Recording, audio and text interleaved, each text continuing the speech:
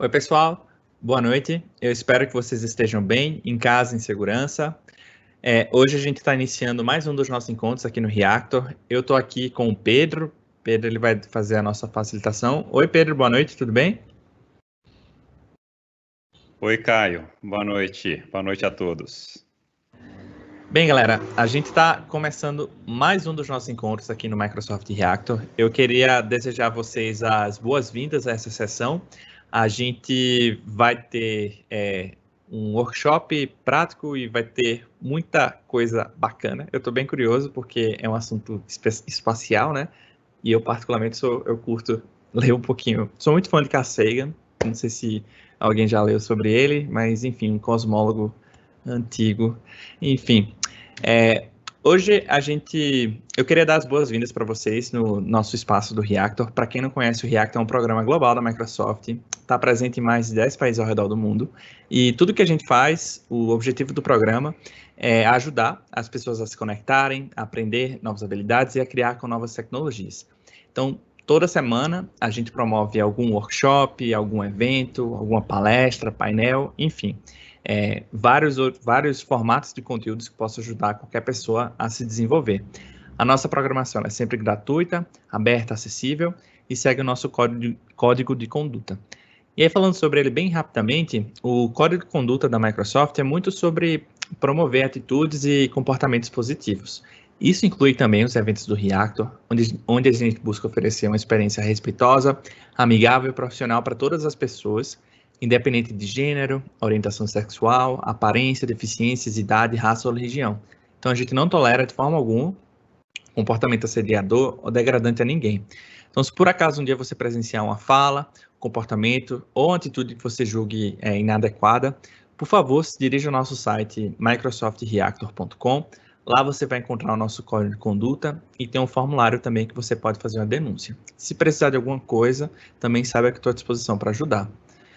Bem, a gente está fazendo a transmissão pelo Teams Live, então se por acaso você precisar, até passei o slide aqui sem querer, mas se por acaso você precisar acessar a barra de perguntas e respostas, no lado superior direito tem 3 botões, um é informação, outra configuração, e o terceiro é um de perguntas e respostas. Se você clicar nesse de perguntas e respostas, você pode expandir uma barra, e dentro dessa barra vai ter um botão para fazer perguntas, e aí você pode, eu inclusive convido vocês a deixarem perguntas durante a transmissão, para que a gente possa ir resolvendo alguns exercícios, enfim, e colaborando também. O Pedro vai ter alguns momentos para fazer perguntas e interagir com vocês, e aí a gente conta com a participação.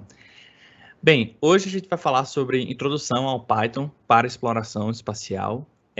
Python, por ser uma linguagem de programação e muito dinâmica, não, muito utilizada em várias áreas, ela está sendo muito utilizada na construção de soluções inovadoras na NASA.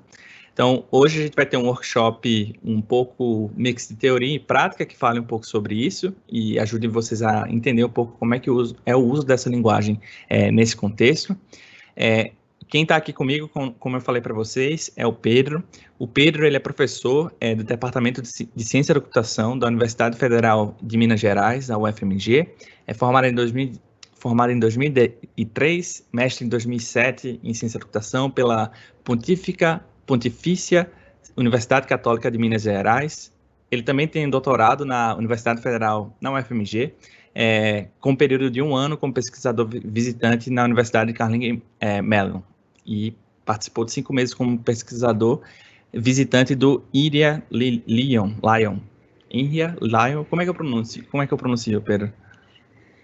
É o Lyon, INRIA Lyon. É na França? Isso. É na França, isso, em Lyon. Então é isso, gente. Vocês estão em ótimas mãos. Eu estou bem curioso para acompanhar esse workshop com vocês. E eu vou passar a palavra para o Pedro.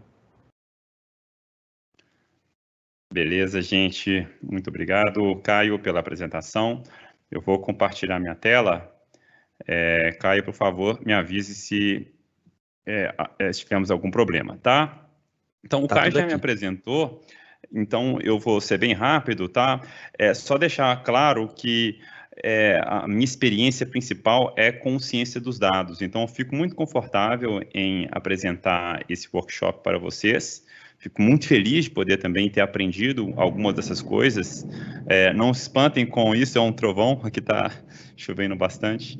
E então, assim, fico muito confortável de apresentar esse workshop para vocês. Eu sou pesquisador já há pelo menos 12 anos, com publicações nas principais conferências de data mining, inteligência artificial, mineração de dados, né, data mining, ciência dos dados. Então, fiquem à vontade de perguntar qualquer coisa, inclusive, se não tiver no escopo desse curso, eu também posso ajudar vocês, tá? E no final do evento, vou passar meu e-mail para vocês, e aí fiquem à vontade também de me contactar após o evento terminar. Beleza? Para a gente começar, eu preciso que vocês acessem esse link. Então, é o link do curso da Microsoft Learn. Eu vou postar também no Q&A, para ficar mais fácil de vocês copiarem e colarem. Já está aqui, na verdade, tá? Eu já postei para vocês. Então, por favor, copiem esse link. Eu vou fazer isso aqui agora, para eu poder iniciar a resolução deste módulo com vocês. Então, este é um módulo introdutório da Microsoft em parceria com a NASA para inspirar todos nós a desenvolver soluções para problemas desafiadores, difíceis e aqueles problemas que a gente jamais imaginaria que poderíamos atacar. Este é um módulo inicial. Então, para todos vocês, a notícia boa para quem não sabe nada de programação ou muito pouco de computação é que para este módulo em especial, você não há praticamente, né, na verdade, não há nenhum requisito, tá? Então, é um módulo introdutório. A gente vai introduzir o problema, a gente vai falar um pouquinho sobre o papel de Python na exploração do espaço, como que Python pode ajudar, alguns desafios existentes. Vamos também configurar um ambiente para a gente começar a resolver esses problemas e vamos testar um pouco esse ambiente dentro do escopo de exploração do espaço. Este módulo, ele contém 3 submódulos, ele contém 5 submódulos, e hoje nós vamos correr, né, em 1 hora, eu vou mastigar 3 desses módulos para vocês. Eu espero que eu faça um bom papel e consiga mastigar esses 3 módulos muito bem para vocês, tá? E aí seria interessante que vocês fizessem esses 2 módulos depois dos 3. São os módulos que também não tem muito mistério, tá? Vocês podem seguir passo a passo, são bem tranquilos, mas vocês já vão conseguir um troféu e vão conseguir estar aptos, né? Vocês vão estar aptos a resolver os outros módulos e iniciar esse percurso de cursos e módulos de colaboração da Microsoft com a NASA para resolver diversos problemas interessantes, desafiadores, e neste caso, relacionados à exploração espacial, que eu particularmente não imaginei que eu fosse tocar nesse assunto durante minha carreira. Estou aqui muito feliz de poder fazer isso. Então, legal. A gente vai começar a fazer o primeiro módulo. Então, se todo mundo conseguiu acessar essa página, a gente vai iniciar, tá? Se você pode clicar tanto aqui em continuar, tá? Quanto aqui, que é o primeiro módulo. Eu vou começar do módulo raiz, tá na mesma? Você pode aumentar um pouquinho? Claro, a fonte, né? Claro, Isso. Com certeza. Valeu, obrigado, Caio. Então, vou aumentar a fonte um pouquinho. Beleza. Opa, aqui eu já estou vamos para a introdução. Isso. Tá. Então, essa unidade, ela contém... na verdade, esse módulo contém 8 unidades, são 8 páginas que a gente vai navegar, e é óbvio que eu não vou ler isso para você. Na verdade, vou navegar nessas páginas, mas para servir como guia para vocês, né, para vocês ficarem mais confortáveis com esses módulos. Então, muito bem. Primeira coisa, por que estamos fazendo esse módulo, esse curso de a introdução a Python para exploração espacial, porque há um movimento da NASA e praticamente toda a comunidade científica, a comunidade técnica, de reunir colaboradores em todas as áreas para resolver problemas desafiadores e difíceis, né? Então, as facilidades de comunicação, elas são grandíssimas, né, nos dias de hoje. Então, para você comunicar com outros, isso é muito fácil, via e-mail, estamos aqui, né, a quilômetros de distância, todo mundo, um dos outros, e conversando ao vivo, né? Então, esses desafios, por causa que hoje é muito fácil comunicar, há grandes oportunidades de colaborações. E nesse caso, outro fator que inspira esses tipos de iniciativa é a grande quantidade, o grande volume de dados que estão sendo registrados a cada momento na nossa sociedade. Então, mais do que nunca, temos problemas para serem resolvidos e precisamos de pessoas para nos ajudar a resolver esses problemas, tá? Então, nesse caso específico da NASA, os problemas são diversos. A gente que não acompanha, que não está dentro da NASA, eu pelo menos não estou, a gente fica, né, a gente sabe dos problemas. Olha, eu vou levantar um foguete, mas para cada passo, para cada processo da NASA, há um desafio, né? Como construir um foguete que suporta grandes temperaturas, como voltar para a Terra, ou então, se chegarmos à Lua, o que a gente vai fazer lá? Né? Um dos problemas é coleta de rochas. Então, quais rochas eu coletar, aonde eu devo coletar, quantas, como armazenar. Então, todos esses são grandes desafios em que a NASA enfrenta e que ela está pedindo ajuda da sociedade para resolver. E quando temos iniciativas como essa, da Microsoft Learn, você inspira pessoas, mesmo pessoas que, num primeiro momento, não resolveriam esse tipo de problema, quando começam a entrar nesses módulos, nesses programas, você se inspira e pode pensar em soluções inovadoras que podem resolver esses grandes problemas, né? Então, os objetivos aqui desse módulo vai ser introduzir vocês a esses percursos que podem ajudar a NASA e ajudar a sociedade a resolver problemas difíceis. Bem, então a gente vai começar a falar um pouquinho sobre comunicação com o computador através de linguagem de programação e vamos falar um pouco sobre o ambiente que a Microsoft oferece para resolver esses problemas, que envolve o Visual Studio Code, envolve também a linguagem Python e há uma sinergia muito grande entre Python e o Visual Studio Code. E junto com Python há uma funcionalidade que são Jupyter Notebooks, que tornam o ato de programar muito mais prazeroso, iterativo e fácil, tá? E mistura tanto programação com texto. Bem, aqui estão os requisitos, apenas um computador e conhecimento como baixar programas na internet. Então, a gente vai falar um pouco agora sobre o programa da NASA, o programa Artemis. Para quem não conhece, eu sugiro que vocês acessem o site do programa Artemis. Aqui tem vários recursos, várias informações interessantes sobre esse programa. Eu vou apenas resumir um pouco desse programa aqui para vocês. De forma geral, a ideia do Artemis é colocar o homem de novo na Lua, tá? E mais especificamente, a primeira mulher a pousar na Lua. Isso no ano de 2024. E para a gente alcançar esse objetivo, há diversos desafios que devem ser ultrapassados, né? E junto com esses desafios, o que a gente vai conseguir? Uma vez que a NASA, uma vez que a sociedade, né, e isso que é importante, por isso que a gente está aprendendo, a NASA está tentando trazer todo mundo para resolver esses problemas com ela. Então, uma vez que a sociedade consegue colocar o homem e a mulher na Lua, e isso em 2024, a gente vai aprender muito sobre viagens espaciais. E com isso, o que a NASA espera? O que espera-se da sociedade? Que a gente consiga também aprender e transportar e levar pessoas a Marte também. Então, é a corrida espacial, né, que está começando, está sendo incentivada, né, uma das maneiras de incentivar, de colaborar, de você colaborar com a corrida espacial, com a exploração espacial, é realizar esses percursos, esses diversos desses cursos e módulos oferecidos pela Microsoft Learn em parceria com a NASA. Então, que tipo de inovação, que tipo de problema que a gente precisa resolver?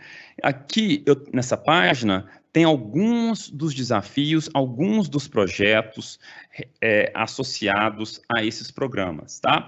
E eu vou passar rapidamente aqui por eles, eu não vou ler, obviamente, mas o que envolve aqui? A gente envolve tanto o design de espaçonaves que precisam ser mais rápidos, mais robustos a falhas, né? E aí, como a ideia é uma viagem tripulada, ela precisa ser segura, muito segura, porque também precisamos, né? Se a gente quer pensar em anos para frente, a gente quer viagens tripuladas por civis, né? Então, envolve o desenvolvimento de foguetes e também o outro desafio é a comunicação. Esse é um desafio que parece, né, trivial, mas não é. Eu recomendo que todo mundo assista aquele filme, O Primeiro Homem, né, que é lançado, se não me engano, no ano passado, sobre a primeira viagem à Lua, e vocês vão perceber o quão rudimentar era a tecnologia naquela época, e que época que foi? Quando foi a última vez que um homem pousou à Lua, né? Quase 50 anos atrás. E desde então, nada aconteceu, a tecnologia evoluiu bastante, e hoje, apesar de tudo, ainda há desafios na comunicação, né? O delay, a latência entre a comunicação na Lua e na Terra é complicada, né? Ela demora. 50 anos atrás é muito mais, mas hoje ainda há limites físicos para essa comunicação. Isso precisa ser, esses limites precisam ser ultrapassados também, né? Os sistemas de aterrissagem, que a gente já está vendo algumas coisas bem avançadas acontecendo a olhos nus, né? De você ter um foguete que é lançado, depois pousa normalmente. Então, há diversos desafios, os trajes espaciais também. Vocês podem, inclusive, dar uma olhada na página para ver como que é a cara desses novos trajes, o que eles estão pensando com esses novos trajes.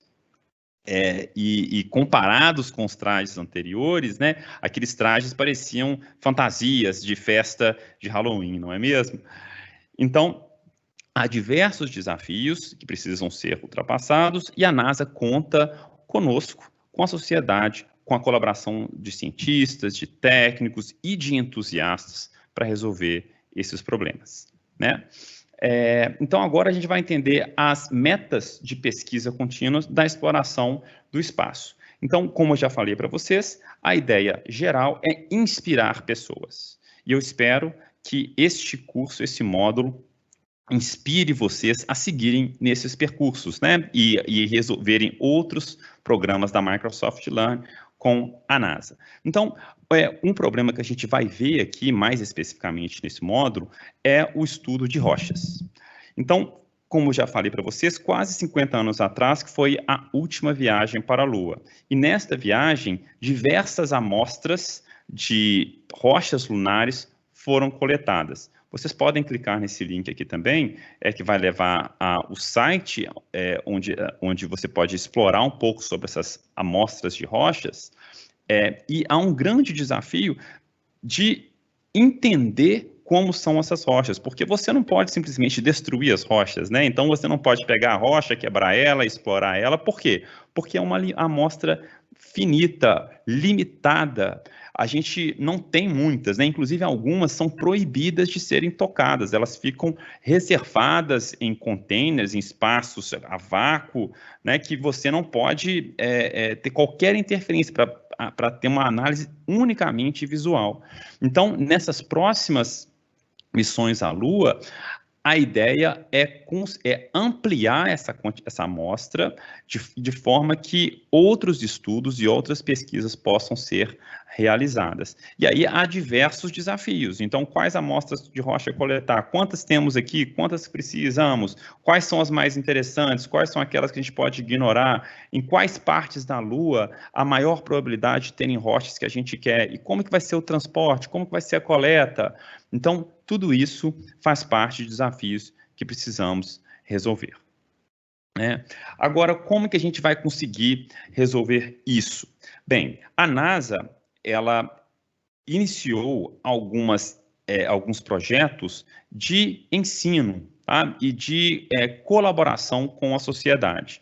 Então, esse projeto STEM, tá? É um projeto que envolve algumas iniciativas da NASA para envolver a sociedade, e desde técnicos, cientistas, né, até estudantes, ou estudantes de 12 anos, né, do ensino médio, ou pré-universitários. Então, é realmente um esforço de envolver toda a sociedade para a solução desses problemas. O Mike Kincaid, que é o administrador associado do escritório do STEM, ele tem uma frase que ficou famosa dentro da NASA, e todo mundo que assistiu esse webinar, que eu, inclusive, recomendo que vocês, pelo menos, passem por ele, né? Explorem um pouco. Eles são 3 horas de duração, então quem é apaixonado por isso tem que assistir, tá? Aqui tem um link para o YouTube. Ele fala, se você quiser ir rápido, vá sozinho. Se você quiser ir longe, vá em grupo. Então, essa que é a ideia. Todo mundo, né, na NASA está bem consciente que para conseguirmos ultrapassar esses desafios, precisamos unir a sociedade. Eles sozinhos não vão conseguir, tá? E aqui a gente tem a lista de 3 programas da NASA que são voltados para diferentes perfis de estudantes e de pessoas, né? Legal. Então, o que a gente vai aprender aqui? Como que a gente vai conseguir fazer isso daqui?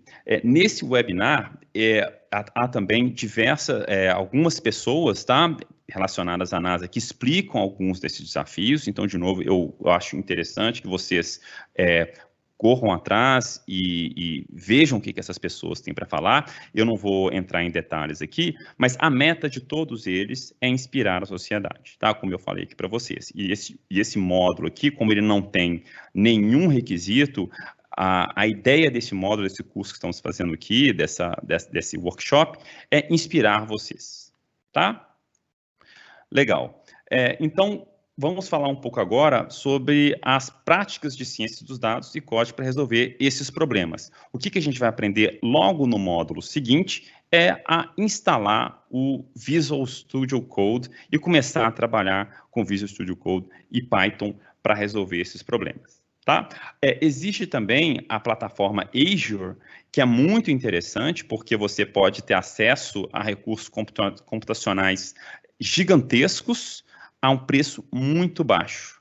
E isso permite que você consiga analisar grandes volumes de dados, ou dados muito complicados, como vídeos, né, de alta resolução, e assim por diante. Eu aqui na minha casa, no meu computador, por exemplo, jamais conseguiria resolver algum desses problemas de processamento de vídeo com os computadores que eu tenho acesso. Eu preciso de algum processamento em nuvem, como é a plataforma Azure, né? Então, dentro desses problemas que a gente pode resolver, hoje vamos falar sobre como coletar amostras de rochas. Na verdade, não é como coletar, o que a gente pode fazer para registrar essas rochas e entender um pouco melhor sobre o padrão dessas amostras. É o que a gente vai ver na aula, nesse workshop de hoje. E no workshop da semana que vem, que a gente vai entrar já em aprendizado de máquina, a gente vai entender, por exemplo, quais são os melhores dias e horários para lançar foguetes para o espaço. Isso também tem que ser estudado. É à noite, quando tem muito vento, pouco vento, quando o vento está a favor, contra, quais são as condições meteorológicas e assim por diante, né? Então, o que a gente precisa, de novo, tá? É de um esforço de colaboração nosso, e você não precisa, como está falando aqui, você não precisa ser um geólogo especialista, basta que você tenha uma boa ideia. Siga essa jornada, né? Siga esses cursos, esses materiais e recursos que a Microsoft Learn e a NASA têm para oferecer para vocês, e quem sabe uma ótima ideia vem de você e você consiga colaborar na solução desses problemas. Né? Então, legal. E só para finalizar, né, antes da gente entrar na verificação do conhecimento, uma coisa muito importante. Embora estamos falando de exploração espacial, uma coisa que eu aprendi na minha carreira é o seguinte: muitas das vezes, o problema que estamos resolvendo não é o objetivo final, o objetivo é o percurso. Então, na solução desses problemas, enquanto você vai aprender a resolver esses problemas difíceis, você vai aprender muitas técnicas, vai aprender a ser mais proativo na resolução de problemas, você vai conseguir aprender vários recursos para resolver outros problemas da sociedade. Então, esse também é um objetivo da Microsoft Learn em parceria com a NASA. Não só a exploração espacial, mas outros problemas do seu dia a dia você vai conseguir resolver, né? A gente espera que você se inspire a resolver a partir desses módulos. Então, vamos fazer uma verificação rápida de conhecimento aqui. São 3 perguntas, tá? Eu vou dar para vocês 30 segundos, eu acho que é suficiente, e aí eu vou resolver o problema, logo depois eu vou mostrar para vocês as soluções, tá?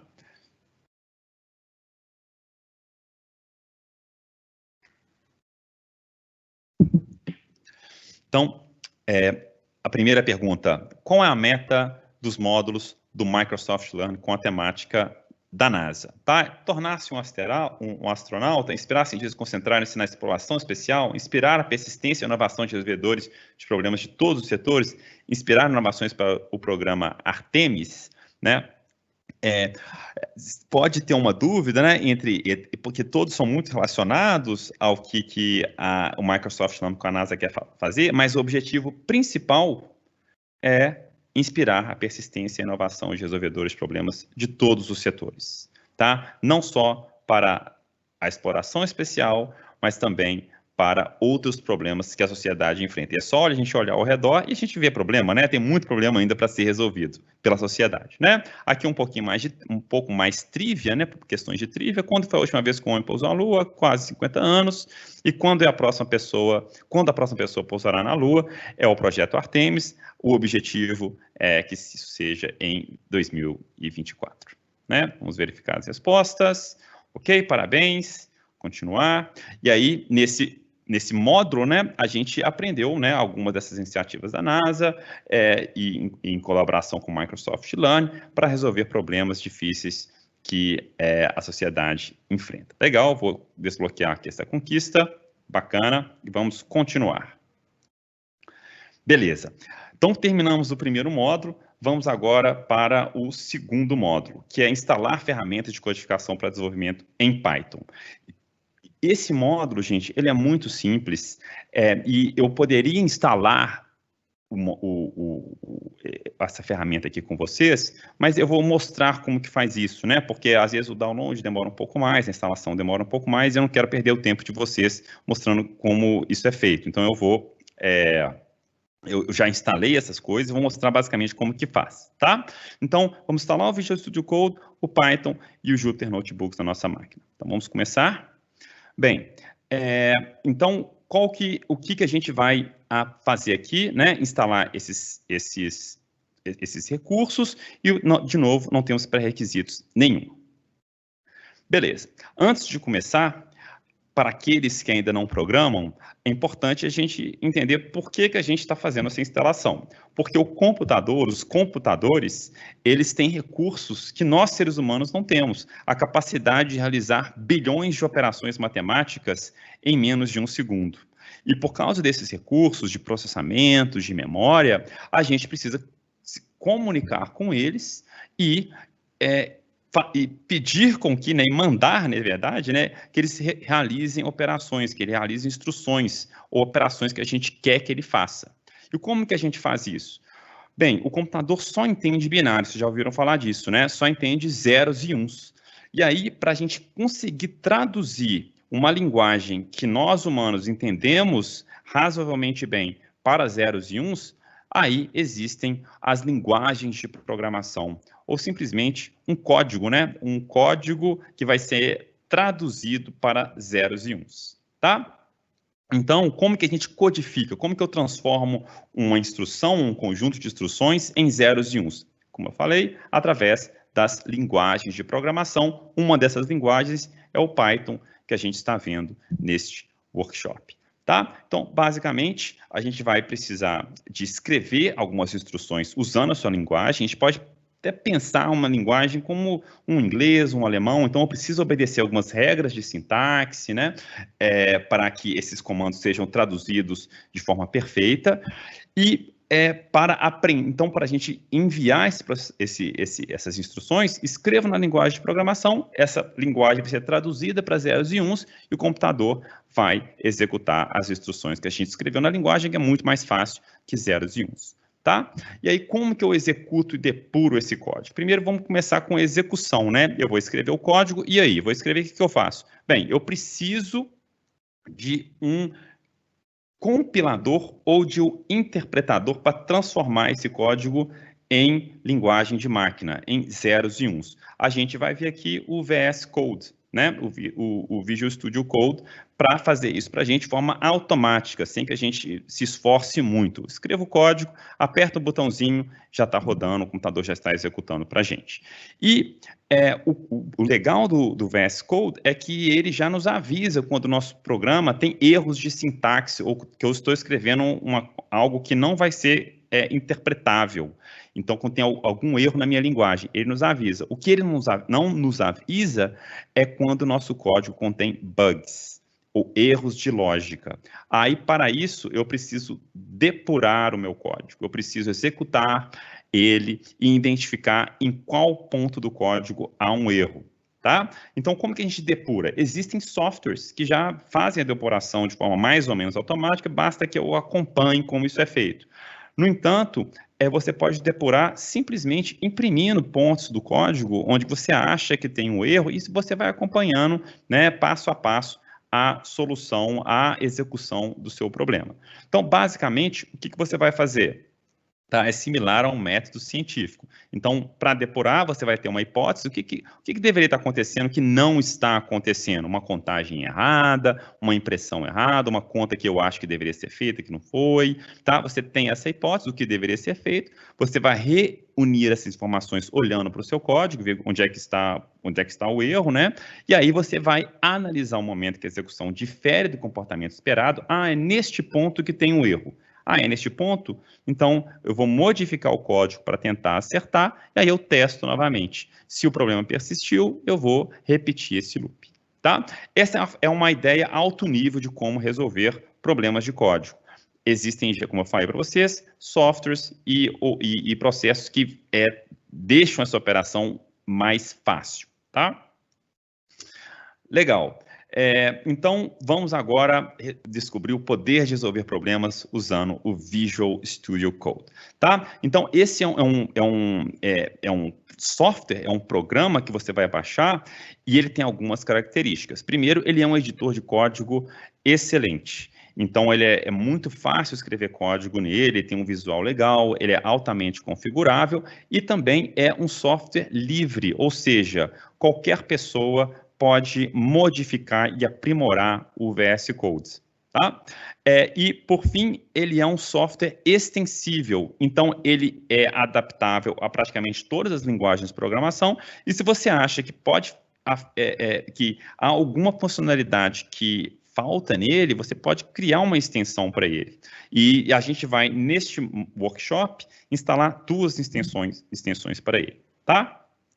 Legal. E por que ele é popular? Bem, além de ser gratuito, então todo mundo pode baixar e usar, ele oferece suporte para todas as linguagens e é altamente configurável e de fácil manipulação e gerenciamento. Então, não são aqueles softwares difíceis que você tem que ficar clicando, descobrindo os atalhos para conseguir fazer ele funcionar. Não, ele é muito inteligente, ele consegue perceber como é a sua máquina e se adapta facilmente a ele, tá? A sua máquina. Legal. Então, e o Python? Então, a gente vai instalar o VS Code e vamos instalar também o Python, que vai resolver, né, é uma linguagem muito popular que resolve problemas de Big Data, de ciência dos dados. Hoje, se você trabalha com ciência dos dados, você é praticamente obrigado a aprender Python, porque todas as soluções, mesmo aquelas soluções que elas saíram há um mês atrás, naquela conferência de inteligência artificial, ela já tem o código pronto, e o código normalmente está em Python. Tá? Então, é uma solução, é uma linguagem muito popular, principalmente dentro desse mundo de ciência dos dados, de Big Data, de aprendizado de máquina, e o interessante para nós, né, o legal, é que é uma linguagem muito fácil, é uma linguagem muito próxima, né, de um inglês, de uma linguagem que nós, seres humanos, conseguimos interpretar, tá? Fiquem à vontade para clicarem nesses links, para entender, para ver as iniciativas da NASA, de código de software livre também, tá? E junto com o VS Code e o Python, há uma outra funcionalidade interessante, são os Jupyter Notebooks, que você não precisa escrever o código inteiro para depois executar. Com os Jupyter Notebooks, você consegue resolver, né, executar pequenos trechos de código, um depois do outro. E aí, isso torna a programação mais interativa e você consegue, inclusive, mais rápida, muitas das vezes, porque você consegue executar um processo longo via teste, né? Então, deixa eu testar se esse caminho funciona. Aí você executa as linhas de comando, testa, não funciona, deixa eu tentar outra. Sem que você precise o tempo inteiro ter o código inteiro antes de executá-lo. Beleza. Então, como exercício, vamos instalar e configurar o Visual Studio Code para a exploração de dados, tá? É o que essa unidade desse módulo ensina. Eu não vou fazer isso com vocês, tá? Vocês podem clicar aqui, é muito simples a instalação do Visual Studio Code. Se vocês clicarem nesse link, de acordo com o seu sistema operacional, basta baixar e aí sigam as instruções. As instruções são triviais, tá? É clicar em Next, Next, Next, aceitar os termos, né, ou próximo, né, se estiver em português, e não tem muito mistério. O Visual Studio Code vai estar instalado na sua máquina, tá bom? E aí depois a gente vai configurar o Visual Studio Code para rodar com Python. Isso envolve alguns passos, tá? Antes disso, o Visual Studio Code, ele aparece com essas barras aqui, e cada uma delas oferece algumas funcionalidades, tá? Aqui são os arquivos que estão... Eu vou entrar em detalhes quando eu abrir ele para você, tá? Para vocês, aqui estão as pastas, uma barra de procurar sobre seus arquivos, a gente pode, inclusive, compartilhar e buscar código do GitHub, por exemplo, a gente vai executar as extensões, então eu vou entrar em detalhes disso com vocês em breve. Essa segunda unidade, eu não vou falar com vocês, é como executar o Visual Studio no navegador, para aqueles que não podem baixar o Visual Studio Code no computador de vocês. Há essa possibilidade, e eu posso falar com vocês depois do curso, caso vocês tenham interesse, tá? Então, eu vou passar para frente. Como instalar o Python? Olha, tem duas formas de instalar o Python. Uma delas é você ir na página do Python, tá? E fazer o download da última versão, aqui é o 3.9.1, e aí você vai configurar isso no Visual Studio Code. Se você quiser uma versão completa do Python, com tudo de ciências dos dados que você precisa, basta fazer o download do Anaconda individual, tá? Então, o que eu fiz? Google Anaconda Download, você vai vir nessa página, e aí, download, você já vai instalar o Python, vai instalar o Jupyter, instalar todos os pacotes de Data Science, então já resolve vários dos seus problemas. Fica a critério de vocês. É claro que aqui é um arquivo muito maior do que baixar o Python, somente o Python neste caso, tá? Legal. Então, você vai instalar o Python, também é muito simples a instalação, a do Anaconda também é uma instalação muito simples, e depois que você instalou, agora sim eu vou abrir o Visual Studio Code para vocês aqui. Tá? Então, eu já instalei, tá? E aí, na barra de extensões, aqui, né, na barra de extensões, eu já instalei. Então, tudo que a gente precisa é instalar a extensão do Python. Então, eu escrevi aqui Python em extensões. Vocês clicarem aqui na primeira, ó, eu já instalei. Então, eu só posso desinstalar, tá bom? Então, uma vez que eu instalei essa extensão, o Visual Studio Code vai estar já adaptado a entender e a linguagem de programação Python, tá bom? Então, beleza, aqui é a instalação do Python, e para tornar a tarefa de codificação mais simples, a gente pode instalar o IntelliCode, que ele já completa para a gente muitos dos códigos que a gente vai escrever, né? Então, é muito legal, porque eu já instalei ele também, tá? Então, se vocês vão ver, enquanto eu vou estar digitando o código, ele já completa alguns desses códigos para a gente, oferece também um manual, então oferecem vários recursos para quem está programando no VS Code. Então, esta é a outra extensão, a extensão do IntelliCode. Beleza. Então, agora a gente vai, nesse momento, criar um arquivo Jupyter Notebook no Visual Studio Code e executar um programa simples, tá? Então, eu vou abrir aqui o meu Visual Studio Code, eu vou maximizar, e o processo é muito simples. Eu vou clicar aqui em File, aí New File, novo arquivo. Vocês já podem perceber que ele abriu um editor. Eu posso escrever um editor de texto como se fosse um bloco de notas. E eu vou salvar esse arquivo, Ctrl S, tá? Ele vai abrir a caixa de diálogo aqui do Windows para mim. Eu já criei na área de trabalho uma pasta Jupyter, tá? Ou Jupyter. Tem muita gente que chama Jupyter. Eu gosto de falar Jupyter. E aí, no tipo de dados, se vocês forem lá para o final, um dos últimos é o Jupyter, que essa extensão IPyNB, tá? De IPython Notebook. E aí a gente vai clicar aqui e eu vou chamar aqui de Space Exploration. Vocês podem dar o nome que vocês quiserem, tá bom? Salvei, pronto.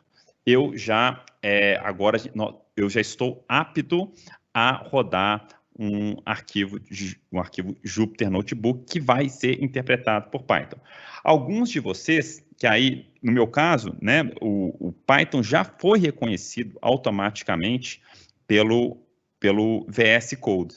No caso de vocês, esse processo, para quem está instalando agora, ele ainda não aconteceu, tá? Então, se ele ainda não aconteceu, vocês vão ser guiados, isso que é bacana, tá? Vocês vão ser guiados pelo VS Code a indicar qual versão do Python que você quer.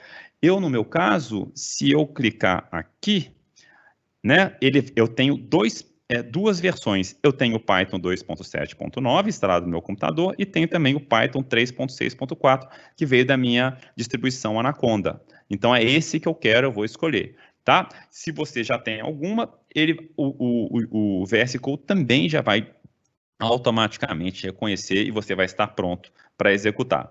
E se você somente baixou o Python, vai ter um problema com o Jupyter, tá? Porque ele vai falar assim, ó, o Jupyter não pode ser inicializado. É um problema? Não, porque o VS Code, ele já vai falar para você, olha, você não foi inicializado, mas é fácil, clica aqui em instalar que a gente vai resolver esse problema para você. Tá vendo como que o VS Code é excelente e ele não nos dá problema, ele resolve os nossos problemas enquanto eles ocorrem, né? Então, eu sugiro muito que vocês instalem esse editor. Bom, vamos ver agora se eu consigo. Então, aqui está o meu notebook. Esta é uma célula Jupyter e uma célula Jupyter que eu consigo executar algum código, por exemplo, 2+2. Escrevi 2+2, eu posso apertar aqui o verdinho, play, ele vai executar, ó, calculou o resultado da conta, exibiu aqui para mim o resultado. Tá bom? Legal. Então, estamos praticamente terminados. Vamos ver aqui, fazer uma verificação de conhecimentos. Como os seres humanos se comunicam com os computadores? Não é em inglês, tá? Linguagem de tecnologia, não sei o que é isso. Números, não, a gente vai usar linguagens de programação.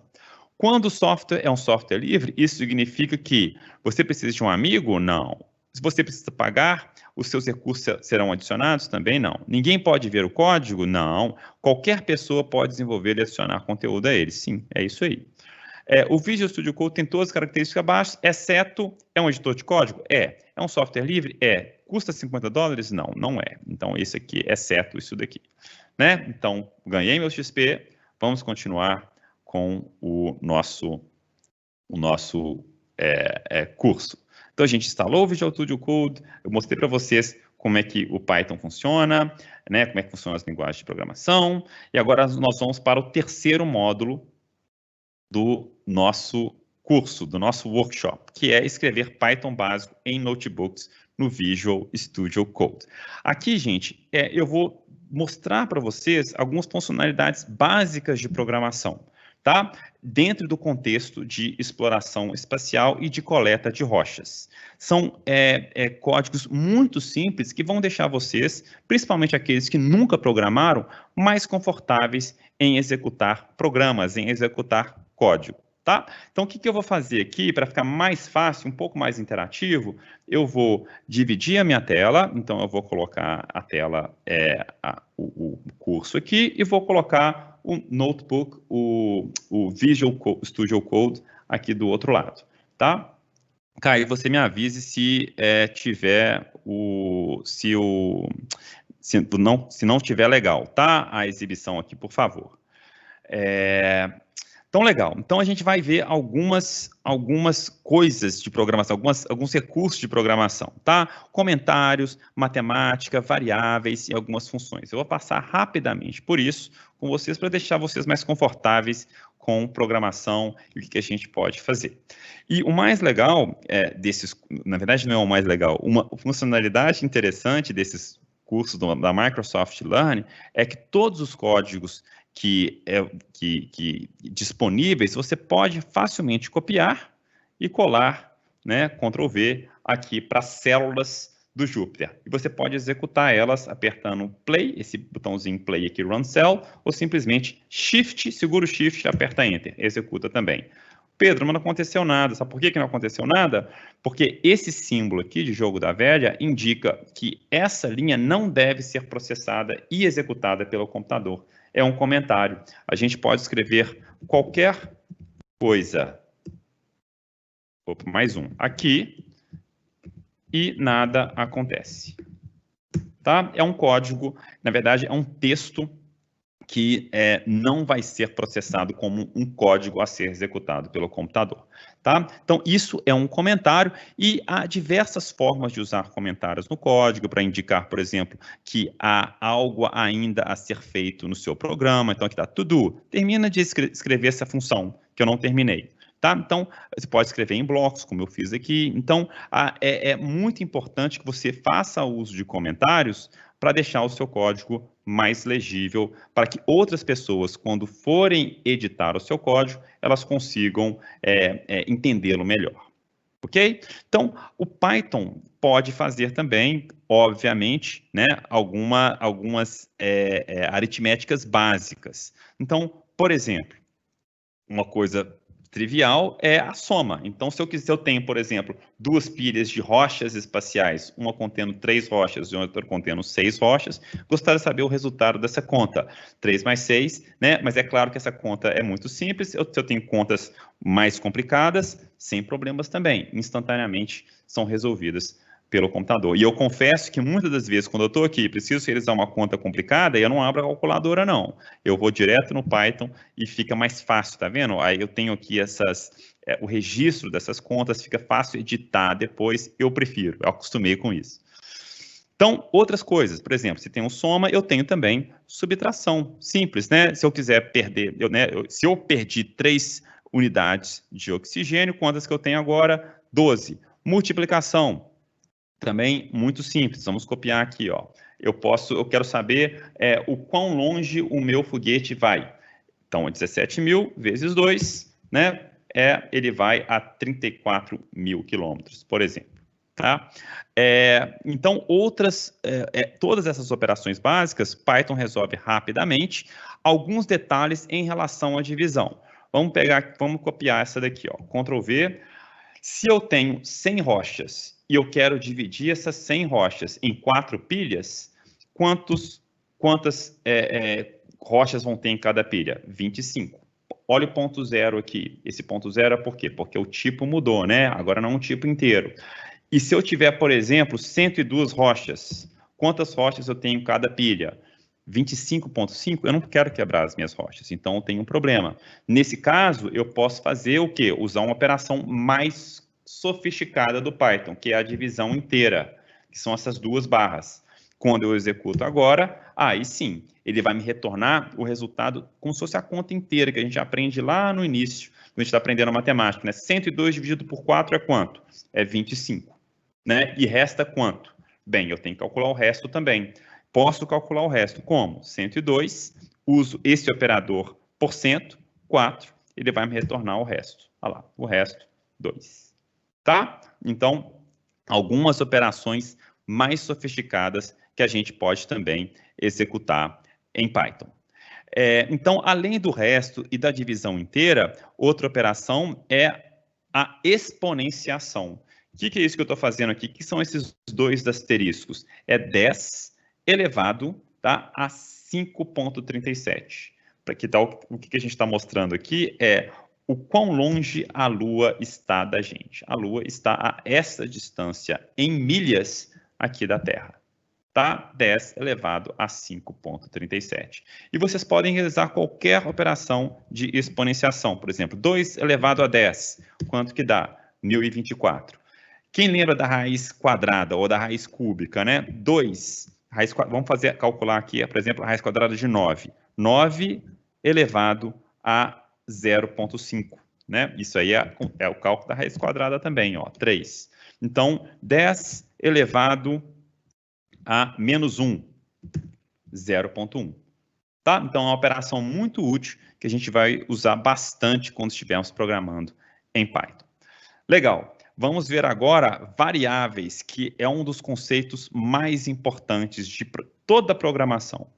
Sem o conceito de variáveis, não existiria programação. Tá? Então, a gente precisa aprender isso direitinho. O que são variáveis? Variáveis são palavras, são rótulos que vão ter acesso à memória e vão registrar informações.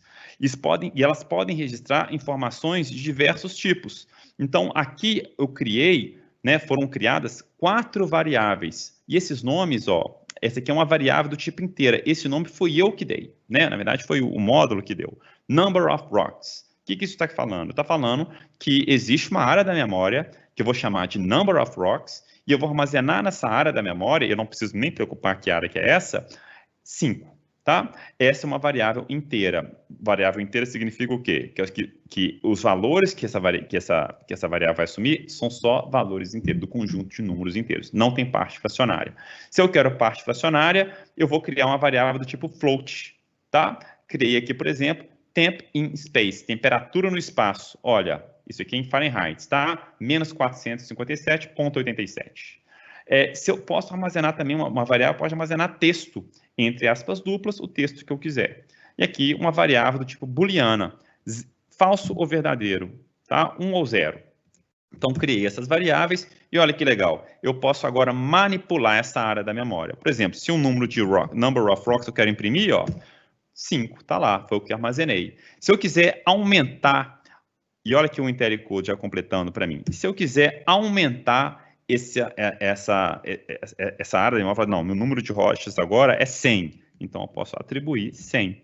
E aí, quando eu for imprimir number of rocks, eu vou imprimir 100. E se eu descobrir uma rocha nova, quero só atualizar, eu posso usar number of rocks. E esse operador aqui, ó, esse aqui é o operador de atribuição, mas eu quero atualizar com uma soma mais igual a 1, né? E aí, quando eu for imprimir novamente, number of rocks, foi atualizado de 1. Né? Era 100, atualizei de 1, agora eu tenho 101 rochas. Tá? Então, essa é uma variável do tipo inteira e a gente pode manipular ela com esses operadores matemáticos. Legal? Beleza. O que eu posso fazer também? Né? O que a gente pode fazer é imprimir os textos, né? Então, rover name, se eu imprimir o rover name, eu vou imprimir o texto que está armazenado lá.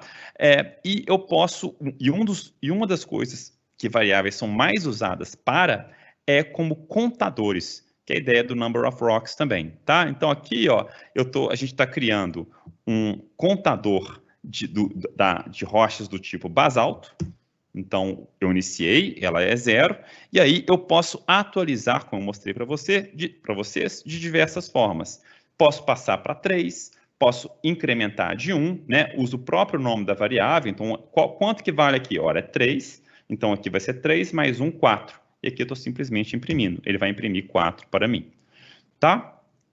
E aí eu já falei com vocês, eu posso atualizar usando esses operadores mais igual, para eu não ter que escrever isso aqui novamente, tá? Ou menos igual, ou vezes igual, ou dividido igual, serve para qualquer operação, tá bom? E tomem muito cuidado, não usem nome de variáveis que não façam sentido. Isso torna o código ilegível. Então, olha os nomes das variáveis basal, rock count, né, number of rocks. Não use A, B, C, tá? Esses nomes não dizem muita coisa. E aí depois você vai ficar perdido no seu código. Tá bom? E texto. Tem coisas que a gente pode fazer com texto, muitas coisas. Python oferece diversos recursos para trabalhar com texto. Vou mostrar algum para vocês aqui agora. Então, vou criar aqui uma variável astronauta e o conteúdo dessa variável, está lá na memória, é Remy Morris, foi o que foi impresso aqui. Eu posso também usar diversas funções do Python. Olha o IntelliCode me dando aqui, ó.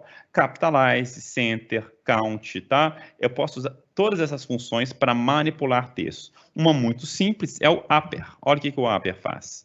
Ele vai passar todo o texto para maiúsculo. Isso é muito legal quando a gente estiver trabalhando com dados textuais, porque aí eu uniformizo todo o texto, não tem que ficar preocupando se está em maiúsculo, se está em minúsculo. Nesse caso aqui, eu passei todo o texto para minúsculo, tá? E aí existem diversas funções para trabalhar com textos em Python que eu sugiro que vocês explorem nesta unidade, tá bom? Algo que é muito importante também em Python é a criação de listas de dados. Então, como que a gente cria uma lista? Primeiro, o que é uma lista, né? Isso é muito importante, porque o que a gente está vendo aqui, que a gente viu até o momento, são variáveis que armazenam um único valor. As listas permitem que a gente armazene uma variável, a variável tenha um nome, né? E essa variável ela vai armazenar mais de um valor. Então, aqui eu criei uma variável que é uma lista com esses textos, tá? Que é uma lista chamada rock types. Ela contém 3 informações: basalto, highland e breccia, tá? Então, é uma variável, chama só rock types. Então, eu vou escrever aqui, ó. Vamos escrever aqui, ó, rock types com 3 valores. E se eu quiser, por exemplo, alterar um desses valores, vamos alterar, por exemplo, na verdade, vamos fazer uma coisa melhor. Vamos adicionar um valor, que eu posso usar a função append. Por exemplo, eu vou adicionar esse tipo de host aqui, ó, soil. Tá? Rock types, append, soil, e aí quando eu for imprimir o valor dessa variável, eu adicionei um novo valor. Eu posso também remover o último desses valores. Por exemplo, vou chamar aqui de rock, é igual a rocktypes.pop. O que isso aqui vai fazer? A minha variável rock, agora, o que ela vale? Ela vale o último elemento da lista. O último elemento que foi armazenado na memória e que está sendo acessado por rocktypes. E o rocktypes, o que aconteceu agora com essa lista? Ela diminuiu, porque eu realmente removo esse elemento da minha lista.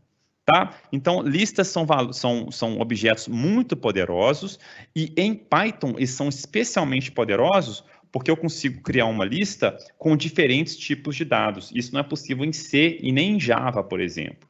Então, nesse caso, eu criei uma lista que tem um nome e logo em seguida tem um inteiro, uma variável do tipo inteiro. Na verdade, um valor do tipo inteiro. Então, eu tenho uma rocha do tipo basalto, eu tenho 2,5 do tipo highland e tenho 5 do tipo breccia, né? Então, isso é muito interessante. E junto com as listas, que é similar ao que acontecia com os textos, né? Eu consigo ter várias funções para manipular essas listas. Eu consigo copiar, consigo limpar a lista, inserir, tá? E aí, a manipulação de listas em Python é muito simples e não tem mistério. Vocês estão vendo, né? Que mesmo que não saiba programar, se vocês brincarem um pouquinho, já dá para fazer muita coisa com Python, tá? E só para finalizar, se eu quiser acessar um item diretamente, por exemplo, se eu quiser alterar esse último aqui, trocar por soil, esse do meio, né? Trocar por soil. Então, eu vou lá em rock types e acesso diretamente o valor, tá? A partir, e colocando entre colchetes, e o índice desse valor. Qual que é o rock type 0? É o primeiro, tá? Então, o índice, a gente toma muito cuidado, ele não começa do 1, ele começa do 0. Então, rock types 1, eu vou atribuir, na verdade, vou tirar o highland de lá e colocar soil. Alterei, na hora que eu for imprimir, de novo, rock types. Troquei o Highland por Soil. Então, de novo, é uma estrutura muito interessante para a gente, muito de fácil manipulação. Tá? E para finalizar, notem que eu estou imprimindo os valores dessas variáveis simplesmente escrevendo o nome da variável. Isso pode ser um problema, né? Por exemplo, eu quero imprimir essas duas listas. Eu vou escrever rock types, e aí eu vou imprimir também rock type and count. Se eu executar a célula, só vai imprimir a última, mas eu queria imprimir as duas. Para isso, existe uma função em Python chamada print, que é muito conveniente, tá? Que aí basta eu imprimir, ó. Então, rock types, vou imprimir aqui o rock types, e embaixo vou imprimir também o rock type and count. Pronto. Ele vai imprimir as duas listas para mim. E eu posso juntar essa impressão com texto, né? Então, eu posso falar, por exemplo, então, print, vou falar assim, temos, e aí eu vou colocar uma vírgula aqui, vou colocar uma vírgula aqui, rock type and count. Eu quero imprimir que eu tenho um basalto, né? Então, eu vou colocar rock type and count, esse segundo valor é na posição 1, vírgula, temos 1. E qual que é o tipo da rocha? É o rock type and count, o primeiro deles, 0. Se eu executar esse comando de impressão, temos um basalto. Então, eu posso combinar texto com variáveis também. Tá bom? Então, legal. Então, isso foi um resumo, né, dos recursos que tem aqui para vocês. Vocês fiquem à vontade para brincar com diversas variações dessas impressões, né, mas basicamente está tudo aqui. Vamos verificar os conhecimentos agora, vou maximizar. Qual dos termos a seguir não é um tipo de variável? Inteiro é um tipo, né, não tem parte fracionária, float também é o que tem parte fracionária, cadeia de caracteres, sim, são os textos, né, e decimal, decimal não é um tipo de variável. Qual afirmação está correta? As listas podem armazenar apenas um tipo de dados? E as listas podem armazenar todos os tipos de dados? Sim, as listas podem armazenar todos os tipos de dados. Isso é uma característica de Python. Outras linguagens populares, como C e Java, isso não é possível. Qual das alternativas a seguir é a forma correta de imprimir o valor de uma variável e um texto? Bem, o texto ele tem que estar em aspas duplas. E aí, aqui está ok, aqui está certo, então está tudo certo. Agora, o separador, aqui é ponto e vírgula, aqui é uma vírgula, aqui 2 pontos, e aqui é um tio. Não, o separador de valores a serem impressos é a vírgula. Então, o correto é esse segundo. Então, vamos verificar. Certa resposta. E, finalmente, conseguimos, né, terminar esse módulo. Vou desbloquear minha conquista. Legal. E vamos continuar. Bem, gente, então, são esses 3 módulos que eu passei para vocês. Eu espero que vocês, principalmente aqueles que nunca programaram, vocês estejam um pouco mais confortáveis com o ato de programação. Eu sugiro fortemente que vocês terminem esses 2 módulos, né? Então, a gente tem... Deixa eu abrir ele aqui. Está aqui, né? Vamos abrir ele novamente. Eu quero dar o overview completo para vocês. Então, a gente fez os primeiros 3 módulos. Eu sugiro fortemente que vocês façam os módulos seguintes, porque a partir deles vocês vão ficar ainda mais confortáveis para resolver problemas difíceis a partir de programação com Python usando o VS Code. Beleza? Então, algumas coisinhas que eu preciso falar para vocês antes de encerrar, eu anotei aqui. Primeira delas, é importante que vocês façam esse survey, tá? Contando um pouco mais sobre a experiência que vocês tiveram. O Caio já colocou aqui para a gente, então tá ótimo, eu vou deixar o do Caio aí, tá? Já coloquei aqui também. E é importante também falar que na semana que vem, a gente vai, não vai ser eu o instrutor, né? A gente vai falar sobre machine learning para ajudar no lançamento de foguetes. Como isso deve ser muito interessante, eu vou dar uma olhada nesse módulo também. tá? Então, pessoal, é isso aí. Eu espero que vocês tenham gostado. Novamente, deixa eu disponibilizar o meu e-mail aqui para vocês. Eu vou colocar também no Teams, olmo@dcc.fmg.br. Este é o meu e-mail. Fiquem à vontade para me enviar e-mail sobre qualquer assunto, tá? Eu vou estar à disposição de vocês. Será um prazer imenso poder conversar com vocês sobre o que vocês quiserem, tá? De programação, data science, até de viagem espacial que eu aprendi aqui junto com vocês. Então, muito obrigado, Caio. Valeu. Estou à disposição. Bem, galera, vamos ver se alguém vai deixar algum comentário, mas até então ninguém deixou. Eu queria apenas reforçar alguns recados que o Pedro deu, e aí eu vou compartilhar minha tela também. Acho que deve estar indo, pronto. Então, se você está assistindo essa gravação, acho que quem está aqui já deve estar no Meetup, né? Mas como vai ficar gravado o conteúdo, o Reactor ele oferece vários tipos de conteúdos e vários workshops, painéis, enfim, outras sessões de aprendizados. E devido à pandemia, a gente está aqui fazendo essa transmissão, mas se Deus quiser, quando voltar ao normal, a gente deve voltar a ter os nossos eventos físicos.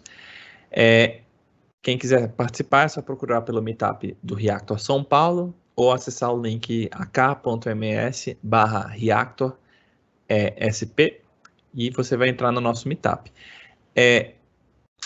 Tem também a pesquisa de satisfação, que a gente está tentando melhorar os nossos eventos. Então, para acessar ela, o link é ak.ms/reactor-pesquisa. Logo, quando você entrar no formulário, vai perguntar um código do evento que você assistiu. O código desse evento em questão é 11891 ou 11891. E é isso, eu tô vendo aqui que tem um comentário de um xará, não fui eu não, mas foi outro cara, ele dando os parabéns, né? Ótima palestra e uma curiosidade em relação à biblioteca SciPy.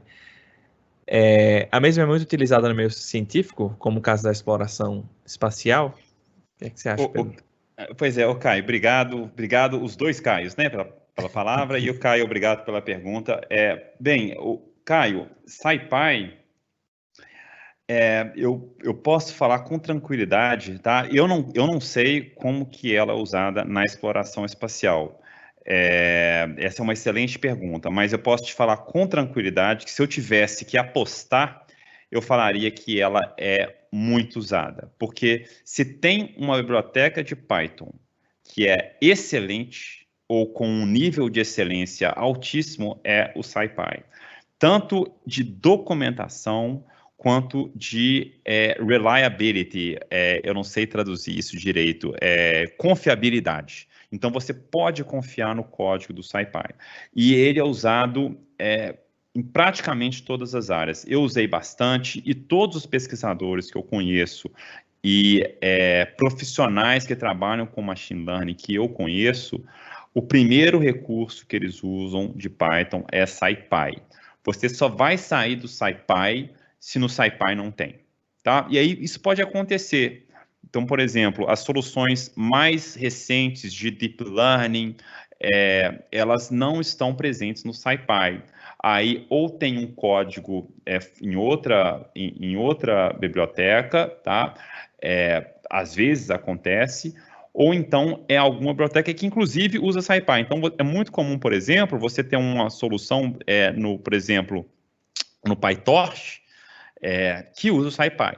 Tá? Então, o SciPy é como se fosse a casca de tudo. Na verdade, a espinha dorsal, casca não, ao contrário, é a espinha dorsal para todas as soluções de machine learning. Então, eu imagino tranquilamente se há uma solução, nas soluções de data science, de machine learning, dentro da NASA ou do SpaceX, por exemplo, elas vão usar o SciPy sim. Tá? Porque a reputação dessa biblioteca é excelente e que é diferente de algumas outras, por exemplo. Em TensorFlow, o pessoal gosta muito de TensorFlow, né? Acha é rápida, mas é muito difícil de trabalhar, muito difícil de manter. Aí tem o TensorFlow 2 agora, tá? O MXNet e o PyTorch também são mais fáceis, mas há críticas também em relação a eles, tá? E o SciPy, pelo contrário, é só elogios, tá bom?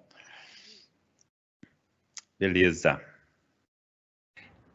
Esse é o legal de trabalhar com ferramentas open source, né? Que aí Isso.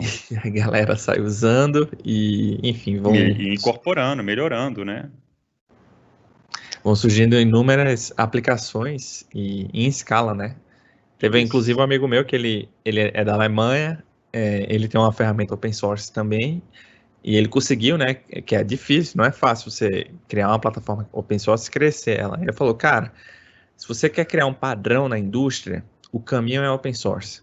Com As pessoas certeza. têm que olhar, abrir o capô do carro, entender, talvez modificar, sugerir melhorias, mas se é um produto proprietário, às vezes limita muito o acesso. E aí, Isso no caso dele, desculpa. Não pode, desculpa, eu que te interrompi. Não, pode falar. Não, isso é interessante, é o caso da Microsoft, né? Como que a Microsoft mudou bastante o perfil dela. Era uma companhia que nos anos 90 era similar um pouco à Apple, né? Que é tudo muito proprietário, de ninguém toca, né? E hoje é uma empresa que investe muito forte em software livre, o próprio VS Code, que é software livre. Então, e é isso, né? A popularidade dos. É raro você ter um software popular de uso de massa que não seja software livre. E esses softwares, eventualmente, eles vão alcançar um nível de qualidade alto também, né? Porque quanto mais gente trabalhando, mais gente mexendo, mais gente aprimorando o software, né? Isso é legal.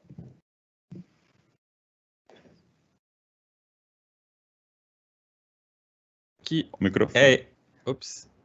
Então, o que eu estava falando bem, gente, acho que é isso. Vamos ficando por aqui hoje. Eu queria agradecer a participação de vocês, Pedro, por estar aqui também com a gente, facilitando mais um desse. Acho que é a sua terceira participação? Terceira participação. Terceira participação. E é isso, galera. Muito obrigado. Valeu e até a próxima. Valeu, pessoal.